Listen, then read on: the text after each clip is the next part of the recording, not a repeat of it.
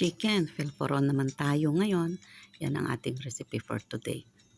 Sabi ko nga sa inyo na mahilig sila sa niluluto sa furon or oven. So ito yung aking mga ingredients. Tiga half teaspoon lang po yan. Ito yung aking turmeric, cumin powder, mild curry powder, chicken seasoning powder, garlic, and ginger powder. So ito na yung aking chicken.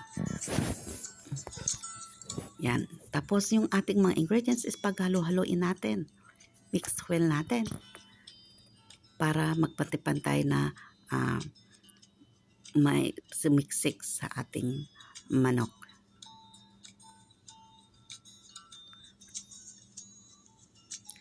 Isa't kalahati po yan niloto ko na manok. Kasi medyo marami-rami kami ng konti. Diba? Yan, isa-isahin natin para masiksik talaga, hanggang doon sa ilalim. Tapos ilib natin yan ng 30 minutes.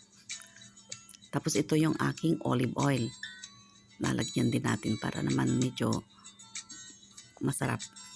Tapos nakita nyo may tubig-tubig, nilagyan ko ng kalahating basong tubig para naman may paglulutuan din siya. Tapos i-cover natin ng ating aluminum foil. Tapos ngayon ilagay na natin sa ating oven. Tapos ngayon, eto na. After 30 minutes, ayan na. Naluto na siya, pero binaliktad natin. Tapos ilagay natin yung ating gulay. I-cover natin ulit. Tapos ilagay natin ulit sa oven. Tapos ito na, luto na yung ating gulay. So tanggalin na natin siya. Kasi ipa-brown natin yung manok para hindi masunog yung ating gulay. So, heto na. Ayan. Pag pina-brown natin, tanggalin natin yung aluminum foil. So, heto na yung ating chicken.